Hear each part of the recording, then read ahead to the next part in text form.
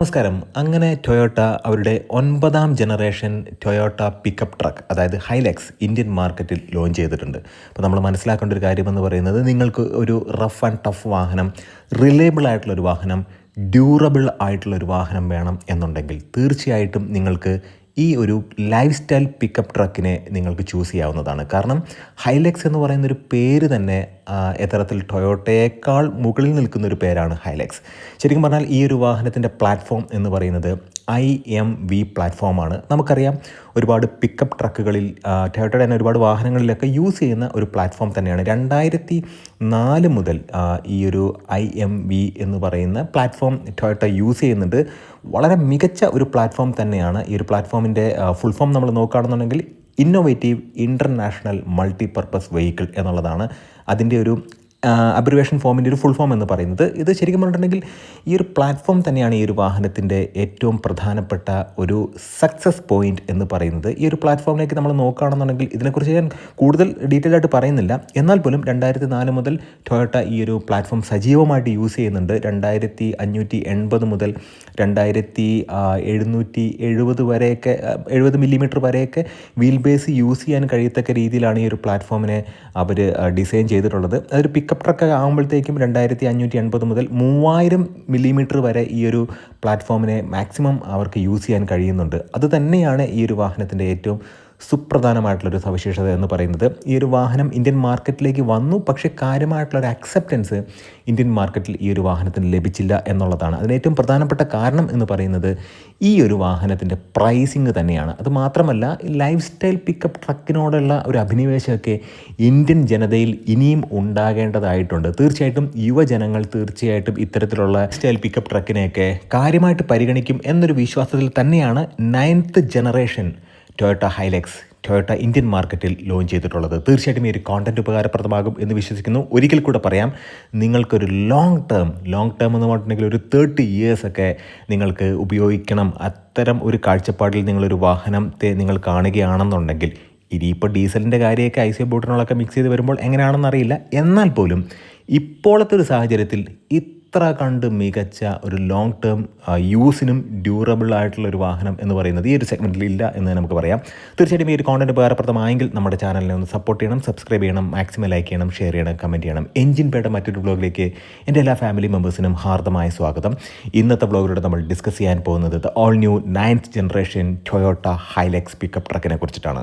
വാഹനത്തിൻ്റെ എക്സ്റ്റീരിയറിലേക്ക് നോക്കുമ്പോഴത്തേക്കും കംപ്ലീറ്റ് ആയിട്ടുള്ള ചേഞ്ച് വന്നിട്ടുണ്ട് എന്നുള്ളതാണ് യാഥാർത്ഥ്യം. സ്ലീക്ക് ആയിട്ടുള്ള ഹെഡ് ലാമ്പുകളാണ് വന്നിട്ടുള്ളത്. അത് മാത്രമല്ല, താഴത്തെ ബമ്പറിലേക്കൊക്കെ നോക്കുകയാണെന്നുണ്ടെങ്കിൽ അവിടെ സിൽവർ ഇൻസേർട്ട് അല്ലെങ്കിൽ അലുമിനിയം ഫിനിഷ് എന്നൊക്കെ നമുക്ക് പറയാം, അത്തരത്തിലുള്ള ഇൻസേർട്ടുകൾ വന്നിട്ടുണ്ട്. അപ്രോച്ച് ആംഗിളിൽ കാര്യമായിട്ട് ഹെൽപ്പ് ചെയ്യുന്ന രീതിയിലുള്ള ഒരു ഡിസൈൻ ലാംഗ്വേജാണ് ഇപ്പോൾ ഈ ഒരു വാഹനത്തിന് വന്നിട്ടുള്ളത്. അത് മാത്രമല്ല, ഹെവി ക്ലാഡിങ്സ് ഒന്നും കൊടുത്തിട്ടില്ല. തീർച്ചയായിട്ടും നമ്മൾ മനസ്സിലാക്കേണ്ട ഒരു കാര്യമെന്ന് പറയുന്നത്, ഈ ഒരു വാഹനം നമ്മൾ നോക്കിക്കാണുമ്പോഴത്തേക്കും ഇനി അങ്ങോട്ട് വരാൻ പോകുന്ന ടൊയോട്ട വാഹനങ്ങളുടെ ഒരു ഡിസൈൻ ലാംഗ്വേജിനെ അനുസ്മരിപ്പിക്കുന്ന രീതിയിലാണ് ഈ ഹൈലക്സിൻ്റെ ഡിസൈൻ മാറി വന്നിട്ടുള്ളത്. അത് നമ്മൾ നോക്കുകയാണെന്നുണ്ടെങ്കിൽ ഇതുവരെ കണ്ട ഹൈലക്സിൻ്റെ ഒക്കെ വലിയ ഗ്രില്ലൊക്കെ മാറിയിട്ട് സ്ലീക്കായിട്ട് വളരെ ഷാർപ്പായിട്ടുള്ള ഒരു ഫ്രണ്ട് ഡിസൈനാണ് ഈ ഒരു വാഹനത്തിന് കൊടുത്തിട്ടുള്ളത്. വീലാർസിന് മുകളിൽ ഒരു ക്ലാഡിംഗ് ഒക്കെ കൊടുത്തിട്ടുണ്ട്. ഹൈലക്സിൻ്റെ ബാഡ്ജിങ് ആസ് യൂഷ്വൽ ഡോറുകളിലൊക്കെ കൊടുത്തിട്ടുണ്ട്. ഏറ്റവും പ്രധാനപ്പെട്ട കാര്യം എന്ന് പറയുന്നത് ഈ ഒരു വാഹനത്തിൻ്റെ ഒരു യൂട്ടിലിറ്റി പർപ്പസാണ്. ഇത്തരം ഒരു ആവശ്യത്തിന് ഈ ഒരു വാഹനം എത്രത്തോളം ഉപകാരപ്രദമാകും എന്നുള്ളതാണ് ഈ വാഹനം വാങ്ങുന്ന ഒരു കസ്റ്റമർ തീർച്ചയായിട്ടും നോക്കേണ്ടത്. ഈ ഒരു വാഹനത്തിൻ്റെ സൈഡ് ഡിസൈനൊക്കെ നമ്മൾ നോക്കുകയാണെങ്കിൽ ലെങ്ത് വളരെ കൂടിയൊരു വാഹനമാണ്. 5325 മില്ലിമീറ്റർ.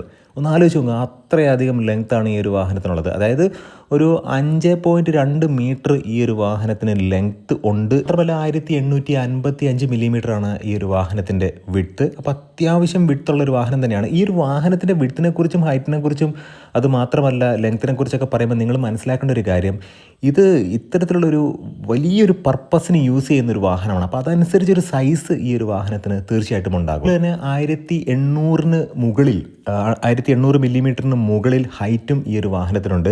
പക്ഷേ വീൽ ബേസ് അവിടെയാണ് നമ്മൾ മനസ്സിലാക്കേണ്ടത്. ഇപ്പോൾ IMV പ്ലാറ്റ്ഫോമിനെ കുറിച്ച് നമ്മൾ നേരത്തെ പറഞ്ഞപ്പോഴത്തേക്കും 2500 മുതൽ 2800 വരെയൊക്കെയാണ് ഒരു ക്യാബിൻ സ്പേസ് ഉള്ളൊരു വാഹനം.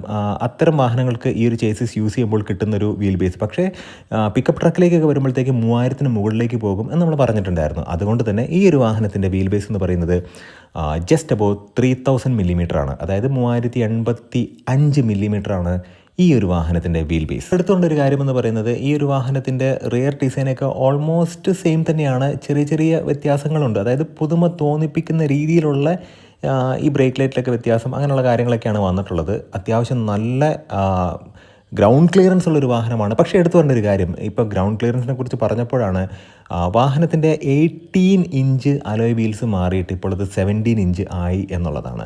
അത് മാത്രമല്ല ഗ്ലോസി ഫിനിഷിലാണ് ഈ ഒരു വാഹനത്തിൻ്റെ അലോയ് വീൽസൊക്കെ വന്നിട്ടുള്ളത്. എന്ന് പറയുന്നത് അത്യാവശ്യം വളരെ മികച്ച ഒരു ഇൻറ്റീരിയറായി മാറി എന്നുള്ളതാണ്. ഞാൻ ഇൻട്രോയിൽ പറഞ്ഞതുപോലെ തന്നെ അത്യാവശ്യം ലക്ഷറി ഫീച്ചറൊക്കെ ഈ ഒരു വാഹനത്തിന് കിട്ടുന്നുണ്ട് എന്നുള്ളതാണ്. ഇപ്പം 12.3 ഇഞ്ചിൻ്റെ ഒരു ഇൻഫോർടൈൻമെൻറ്റ് സിസ്റ്റം കാര്യങ്ങളൊക്കെ വന്നിട്ടുണ്ട്. അത്യാവശ്യം വളരെ ക്ലാസി ആയിട്ടുള്ള ഒരു സ്റ്റിയറിംഗ് വീലാണ് വന്നിട്ടുള്ളത്. തീർച്ചയായിട്ടും നമ്മൾ മനസ്സിലാക്കേണ്ട മറ്റൊരു കാര്യം, ഓൾമോസ്റ്റ് ഹെക്സഗണൽ ഷേപ്പിലുള്ള AC വെൻറ്റ് കാര്യങ്ങളൊക്കെ വന്നിട്ടുണ്ട്. അപ്പോൾ AC യുടെ ക്ലസ്റ്റർ കാര്യങ്ങളൊക്കെ വളരെ മികച്ചതാണ്. ഒരു പ്ലഗ് ഇൻ ഹൈബ്രിഡ് മോഡൽ ഇന്ത്യയിലേക്ക് വരുമോ എന്ന് ചോദിച്ചാൽ അത്തരം കാര്യങ്ങൾക്കൊക്കെ ഇപ്പോൾ ഉത്തരം പറയാൻ കഴിയില്ല. തീർച്ചയായിട്ടും ഇന്ത്യൻ സാഹചര്യത്തിൽ ഇന്ത്യൻ മാർക്കറ്റിന് എന്താണ് വേണ്ടത് അതനുസരിച്ചിട്ടുള്ള ഒരു പവർ ട്രെയിൻ തന്നെയായിരിക്കും ഇന്ത്യയിലേക്ക് അവർ കൊണ്ടുവരിക. ആക്ച്വലി കൊടുക്കുന്ന 14 വോൾട്ടിൻ്റെ മൈൽഡ് ഹൈബ്രിഡ് ടെക്നോളജി ഒന്നും ഈ ഒരു വാഹനത്തിലേക്ക് വന്നിട്ടില്ല. അതായത് നിയോ ഡ്രൈവ് എന്നുള്ള ബാഡ്ജിങ്ങിൽ വരുന്ന ഇന്ത്യയിൽ കൊടുക്കുന്ന ആ ഒരു ടെക്നോളജി ഒന്നും ഇപ്പം ഈ ഒരു വാഹനത്തിൽ കൊടുത്തിട്ടില്ല. കാരണം ഇതൊരു ഓഫ് റോഡ് പർപ്പസിനും അത് മാത്രമല്ല ലൈഫ് സ്റ്റൈൽ യൂട്ടിലിറ്റി വെഹിക്കിൾ എന്നുള്ള രീതിക്ക് ഉപയോഗിക്കുന്ന ഒരു വാഹനമായതുകൊണ്ട് തന്നെ അത്തരം വാഹനങ്ങൾ സെലക്ട് ചെയ്യുന്ന ആളുകൾക്ക് ഇത്തരം ഫീച്ചർ ആവശ്യമില്ല എന്ന് തോന്നിയത് കൊണ്ടായിരിക്കാം. അത് മാത്രമല്ല കുറച്ചും കൂടെ റഫായിട്ട് ഈ ഒരു വാഹനത്തെ നിർത്തണം എന്നുണ്ടെങ്കിൽ മൈലേജ് ഫോക്കസ്ഡ് അല്ല എന്നുള്ളതും പ്രധാനപ്പെട്ട ഒരു കാര്യം തന്നെയാണ്. അപ്പോൾ അങ്ങനെ നോക്കുമ്പോഴത്തേക്കും ഈ മൈൽഡ് ഹൈബ്രിഡ് എന്ന് പറയുന്ന വേർഷൻ, അത്തരത്തിലുള്ളൊരു വേർഷൻ, ഒരു എഞ്ചിൻ വേർഷൻ ഇന്ത്യൻ മാർക്കറ്റിലേക്ക് ഇപ്പം നിലവിലില്ല എന്നാണ് മനസ്സിലാക്കാൻ കഴിഞ്ഞിട്ടുള്ളത്. അതുമാത്രമല്ല 4x4-ൻ്റെ ഓപ്ഷനും 4x2-ൻ്റെ ഓപ്ഷനും അവൈലബിൾ ആണ്. മൈലേജ് എന്ന് പറയുന്ന ഒരു കാര്യം തീർച്ചയായിട്ടും ഈ നിയോ ഡ്രൈവ് കൊണ്ട് കൂടും എന്ന് ഞാൻ പേഴ്സണലി വിശ്വസിക്കുന്നില്ല. എന്നാൽ പോലും ആ ഒരു ബാഡ്ജ് കണ്ട്, ഇപ്പോൾ ഫോർച്യൂണറിൻ്റെ കേസൊക്കെ ആണെന്നുണ്ടെങ്കിൽ ഫോർച്യൂണറിൽ നിയോ ഡ്രൈവ് ഉണ്ട്, അതുകൊണ്ട് ചെറിയ മാർജിനലായിട്ടുള്ള ഒരു മൈലേജ് ഡിഫറൻസ് ഉണ്ട് എന്നൊക്കെ കരുതി ഈ വാഹനം അല്ലെങ്കിൽ ഫോർച്യൂണർ വാങ്ങാൻ പോകുന്ന ആളുകളെ ഞാൻ പരിചയപ്പെട്ടിട്ടുണ്ട്. അപ്പോൾ അതുകൊണ്ട് തന്നെ ഈ നിയോ ഡ്രൈവ് എന്ന് പറയുന്നത് നിങ്ങൾ മനസ്സിലാക്കേണ്ട ഒരു കാര്യം, അത് മൈലേജിനെ എൻഹാൻസ് ചെയ്യും എന്ന് നിങ്ങൾ തീർച്ചയായിട്ടും വിചാരിക്കേണ്ട. ഇപ്പം ഈ ഒരു വാഹനത്തിൻ്റെ പ്രൈസ് പോയിന്റിലേക്ക് വരികയാണെന്നുണ്ടെങ്കിൽ 32 ലക്ഷം രൂപയാണ് ഈ ഒരു വാഹനത്തിൻ്റെ automatic transmission 4x2 model GX model Indian മാർക്കറ്റിൽ അവർ പ്ലേസ് ചെയ്തിട്ടുള്ളത്. അത് മാത്രമല്ല ഏറ്റവും ടോപ്പ് എൻഡ് ആയിട്ടുള്ള VX മോഡൽ, അത് 4x4 ഓട്ടോമാറ്റിക് ട്രാൻസ്മിഷനാണ്. അതിന് 36.69 ലക്ഷം രൂപയാണ് എക്സ് ഷോറൂം പ്രൈസ്. ഇനി അത് മാത്രമല്ല GX എന്ന് പറയുന്ന മറ്റൊരു മോഡലുണ്ട്, അത് 4x4 തന്നെയാണ്, ഓട്ടോമാറ്റിക് ട്രാൻസ്മിഷനാണ്. 33.69 ലക്ഷമാണ് ആ ഒരു വാഹനത്തിൻ്റെ എക്സ് ഷോറൂം പ്രൈസ്. തീർച്ചയായിട്ടും എഞ്ചിൻ്റെ സൈഡിലോ ചേസിൻ്റെ സൈഡിലോ ഒന്നും കാര്യമായിട്ടുള്ള വ്യത്യാസങ്ങളോ അല്ലെങ്കിൽ ചേഞ്ചുകളോ ഒന്നുമില്ല. കാരണം ഓൾറെഡി പ്രൂവ് ചെയ്തിട്ടുള്ള ഒരു വെഹിക്കിൾ തന്നെയാണ്.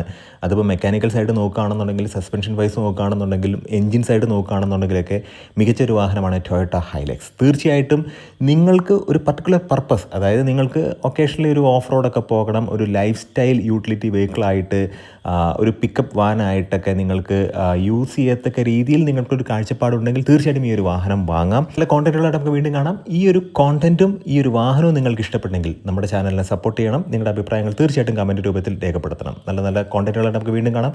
നിങ്ങളുടെ സ്നേഹത്തിനും സപ്പോർട്ടിനും ഒരിക്കൽ കൂടെ നന്ദി. നമസ്കാരം.